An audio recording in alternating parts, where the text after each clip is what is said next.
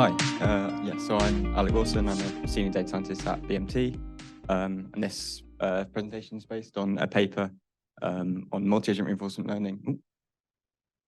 Multi-agent reinforcement learning for maritime operational technology, cybersecurity, and this work was done by a large product team at BMT and also applied data science partners, which is a consultancy we work with.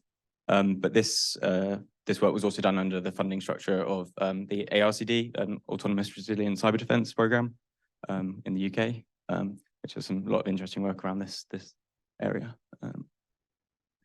So first, I'll go through an overview of just what I'm going to talk about. Initially, we're going to go through some context setting of the OT scenario. And then going through what we built and some experiments based around what our environment lets us do. The maritime scenario. So BMT is a kind of maritime-based consultancy. So a lot of what we do is we have a lot of SMEs who understand these systems. So looking at vessels, they're complex systems. So they include a lot of IT and OT components. And OT systems are particularly vulnerable to sort of cyber attacks in a way that enterprise IT also may not be. And the remedial actions that can be taken on OT systems are slightly different and less mature than sort of IT networks. Also we're kind of working in constrained environments. So if it's a vessel may not have the sort of human or physical sort of skills readily available to take these remedial actions. This is why automating these cyber responses in these environments is like an interesting problem. So we're focusing on an integrated platform management system of a vessel. This controls or allows users to sort of interact with and control systems on vessels.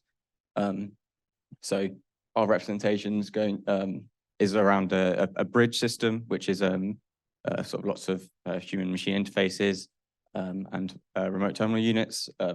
And also a chilled water plant system, which delivers chilled water to a number of critical systems on a vessel. And it's got some interesting redundancy elements of it, which makes it kind of important to model. We've also modeled a ship's propulsion system, and this is quite a core element of a ship's system, obviously. So this is a high-level abstraction of a real scenario with only a couple of systems, just to reduce the complexity to a level that we can kind of test our agents in this environment. So our IPMS RL environment, so as in the previous talk, we've developed our environment to train our agents and model this scenario. So this needs to be done because unlike other sort of machine learning methods, our data comes from our agent interacting in that environment and it through its experience. So our environment is split up into two sort of basic sets of nodes. So we have critical nodes, which kind of represent the critical infrastructure of our system, and then infectable nodes, which the attacker will use to try and laterally move our system towards critical nodes. So on the right-hand side is an example of our network. So the sort of star topology around the switches is more for visualization purposes. Because everything's interconnected, otherwise it looks like a bit of a web. But yeah, so any connections from any of the nodes connecting to a switch can also, like attacks can laterally move across all of those connections. So the other things to note are that we're using kind of a MITRE ATT&CK ICS framework for our attack to at a tactic level to basically measure the infection level at this stage. So the further down the kind of ICS kill chain will link to a higher level of infection. And that allows the attacker to do more interesting things on the network. So once it reaches a certain level, it will be able to laterally move to other nodes and that sort of thing. So the attacker. So the attacker operates on our environment as a it's not a reinforcement learning agent. This is something that we've built. So the attacker's sort of virality can be configured by the user. So this is trying to add sort of a bit of randomness and to give our defensive agents more experience with different kinds of attacks. So if you just had a targeted attacker which goes for the same node all the time, our agent's not going to be able to learn a variety of there's not going to be enough variety for it to be generalizable to other attacks. So our attacker is basically fully configurable across a sliding scale. So we've got this viral agent that basically randomly will choose to randomly move to an adjacent node based on well, talk about the probabilities in a second, but also a fully targeted agent, so that has some sort of knowledge of a network that tries to, using a shortest path sort of algorithm, run through the network. And we can also have a sort of midpoint where at some points it moves randomly and some points it moves more aggressively towards its target. So the attacker behavior is also informed by these following parameters. So the lateral movement probability and the infection progress probability. So the infection progress probability is basically what we use to try and abstract away some of the kind of technique level abilities of agents. So instead of taking direct actions like privilege escalation or lateral movement, we have these probabilities that model the kind of steps that an attacker would have to take to move across this network, but it allows us to kind of extract away some of that complexity. But we can configure these probabilities to try and make the environment more difficult for our defensive agents. So this is a visualization of attacker. So there should be a kind of video of this, but you might have to imagine what happens if it is not played. What should happen is an initial infection at HMI 6. I don't know if I can. No, that doesn't work. So initial infection happens on HMI 6, and then that infection will progress on that node to a point where it can start to laterally move. Once it laterally moves, those infections will progress independently and then spread through the network towards the critical infrastructure. And yeah, so if in this example, there's like an untrained agent on it, so it's taking random actions, and you can see that it spreads quite dramatically through the network. And then we have so the defender. Our defenders. This is our reinforcement learning agent, and this is what kind of we're trying to train. So defenders have restricted views of the environment based on. As spoken before, the defenders need to have like a sort of observation space as their input, and then an action space of which they can take their next action. So their observation space is based off sort of this partially observable restricted view. So this environment is capable of multi-agent, as discussed. So the agents will have different observation spaces depending on their interactions with the environment. But they also receive alerts from certain nodes, which is triggered by attacker movements, basically. And this is quite a key point because this is where we're having to make a lot of assumptions on alert detection and the kind of pre-processing of those through like a sort of SIM or other kind of more advanced capability than just sort of logs. So this is what drives our defenders' actions being taken. Our defenders can also collect information by interacting with a node, and this is what kind of gives them different observations from the other defenders on the network. I think just to mention why we're sort of looking at multi-agent is that on these systems, it's not currently kind of known if they will be able to receive the same observations. So they could need to be distributed across these networks because there could be kind of isolated parts of networks where they need to act independently. And sort of execute in a decentralized way. So the actions that we have available for our defender are based on the NIST SP 861 or something, the sort of remedial actions schema. And these is the sort of an abstracted version of this is the contain, eradicate, recover kind of process, that kind of sequential the decisions we want to see So this is also a video, but it's better because I've pulled out screenshots from it, so we can actually see what's going on. So this is a sort of train walkthrough of our Defender. So interestingly, a lot of these scenarios end in sort of 3 or 4 time steps once they've got the trained agent with just a one initial infection. To try and like string it out, we've sort of had 2 initial infection points, which interestingly it's able to deal with in some scenarios, likely because sometimes it has to deal with 2 sort of nodes being infected. So it has seen this kind of problem before, which is kind of pushing it forward a bit. So in this demo, we can see if there's a green ring around a node, that means it's uncontained and there's lateral movement is possible from that node. So if it's like an orange ring, that means that it's been contained, and so there's been an action to remove a network card or close ports or these kind of abstracted actions that we're taking. So we can see it goes through the steps of in section 2. We contain, we eradicate the infection on the node, but it's still contained, and then it's recovered to an operational state. And then the other node in this time is able to laterally move again to HMI1, but we contain, eradicate, and recover both nodes. And then the sort of cipher attack is defeated and full capability is restored.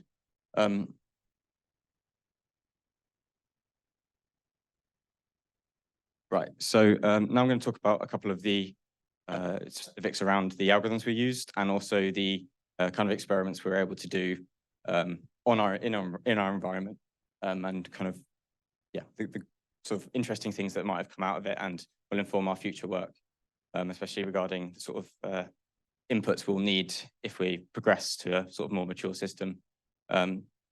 So similar to the previous talk, we're using sort of PPO-based algorithms. So we tested both independent PPO and multi-agent PPO. So the only real difference here is that Mapo has a centralized critic.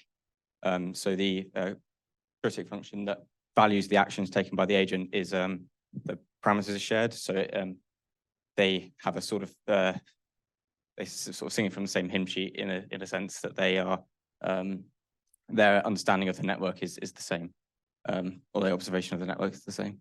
So we found that Mapo outperformed IPO with all hyperparameters kept consistent, and this shows that it was able to learn much faster.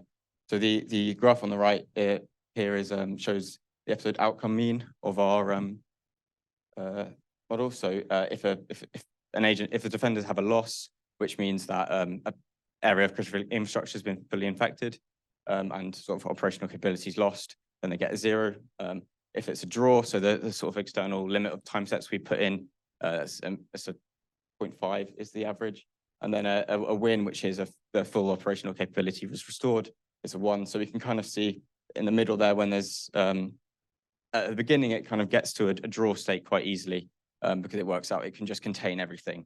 But that's not really good enough to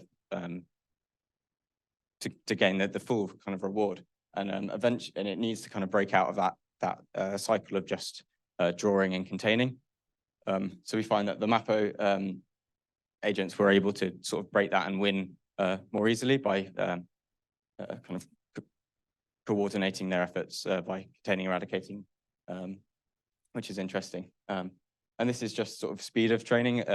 It's some sort of can't say for sure that it's completely outperforms it if we trained for however long. But it's something important to note that there is a performance increase, and this is especially prevalent when we have a more complex or difficult environment where this sort of cooperative kind of action taking is more important, and it's harder to kind of get out of this draw state. So just a note on hyperparameters. So in general, PPO-based hyperparameters are considered to be really quite robust and consistent. But this is just to show that we did do some hyperparameter tuning, even in a limited way, and it is quite significant, the kind of improvements we can get. With the default hyperparameters, so this is all done in RL lib, and then our implementation of Mapo sort of using their centralized critical implementation as well. The default hyperparameters probably would work, but they are far slower at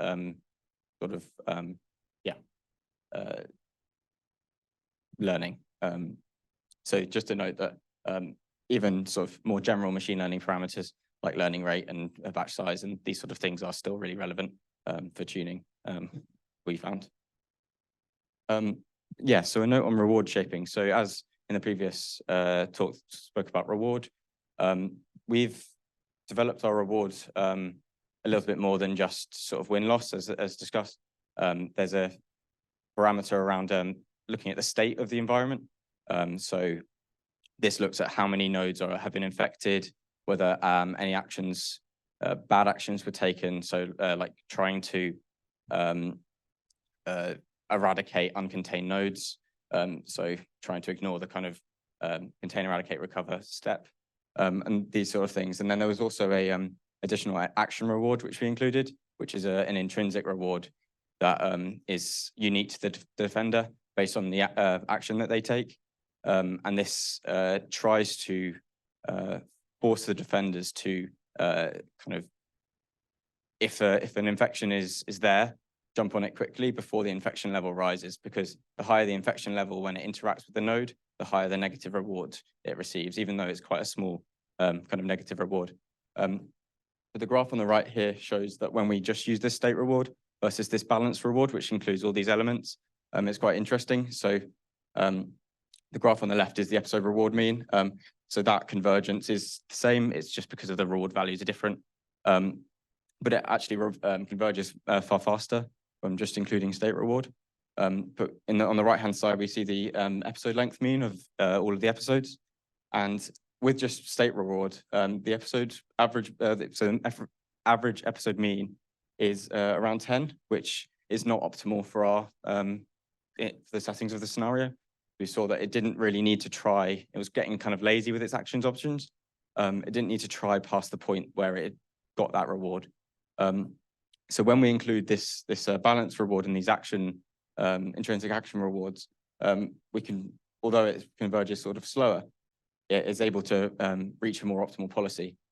So this is kind of an important point that we realize how important this reward shaping is going to be to sort of encode these, especially when there's quite scenario-specific optimizations that need to happen. Additionally, in sort of more complex environments, these intrinsic rewards can help with problems of like reward sparsity. So if you're just receiving a large reward at the end, sort of connecting those actions to that repeated state is quite difficult sometimes. So the final kind of thing we'll talk about is the issue of partial observability. So we're making assumptions around alert detection and sort of the inputs that go into our system. So we can adapt this kind of probability so that if an alert goes off on a network, it might not be shown to a defender based on a certain probability. So as in all of the previous slides, we've assumed that when an alert goes off, the defender is notified by it. But if we start to decrease the probability that an alert will be shown to a defender, you can see that the defender's performance reduces quite dramatically. This is interesting because it helps us really understand what inputs will be needed. So there's going to be it's quite a dependence on this kind of detection capability. But we did show that even with a 75% alert success rate, we were able to get to a winning sort of position quite often. So over 95, it might be a little bit higher than that actually, around 95% of the time. Yeah, so I think that's it. But yeah, just to conclude, we've implemented a reinforcement learning environment based on an IPMS, and we've shown that sort of multi-agent reinforcement learning can perform well to remediate certain attacks in this environment. Yeah, any questions? Wonderful talk.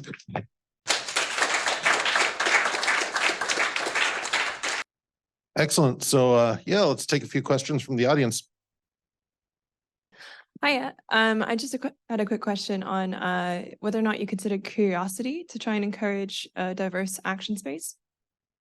Yeah, that's interesting. So we haven't used Curiosity, but I know a number of other teams inside this framework have, and they have found, especially to deal with the problem of sparse rewards, kind of a really interesting ability to deal with those problems. So yeah, so Curiosity basically encourages the use of random actions sometimes to try and explore areas of the environment that have not kind of been explored. To try and kind of reduce the amount of the homogeneous nature of like an environment. So yeah, it definitely is a something that has been shown to be useful. Excellent. More questions? Here. Yes. Yeah, could you just elaborate a bit more on the action space?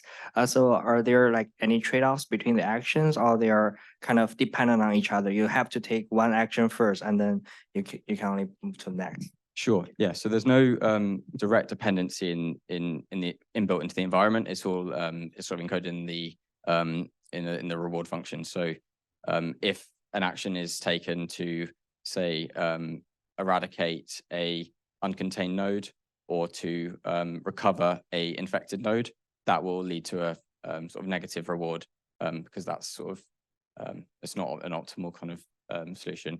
There's a yeah, so that's basically how our action space works.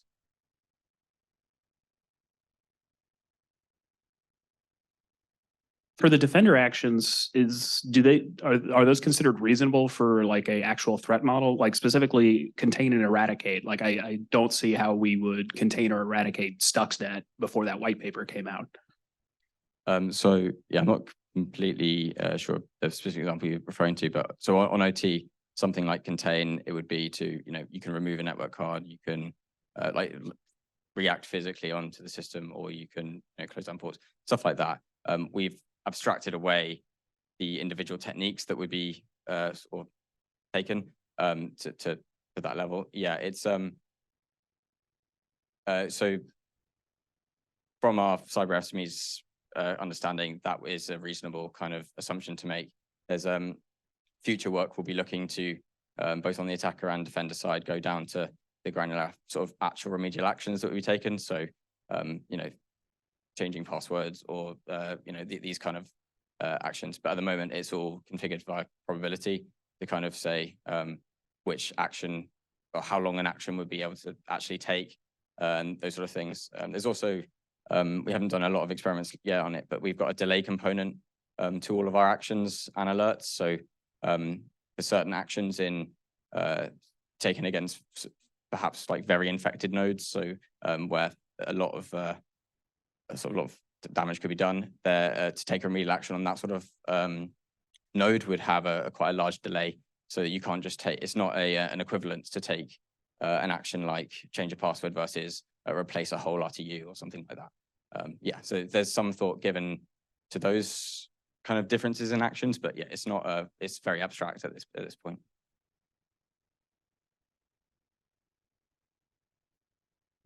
More questions? Online question. Oh, online question. Perfect.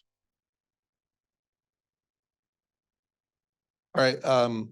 Yeah, what's the biggest difference between modeling OT and IT as an RL environment? Yeah, so the biggest difference would be the kind of remedial actions that can be taken and the sort of delay and the limitations of resources around those actions being taken. So we've tried to model some of that into our environment. So by having this delay component and also having these negative action rewards based on kind of the infection level at these OT components. In future, we've also got a kind of like a spare parts pool almost. So you can kind of constrain the resources on your environment. And you could maybe even say, so if you've got no cyber scrap available, have a kind of different set of remedial actions based on your constrained resources. So it's it's that the remedial action is also maybe less mature. So you can't just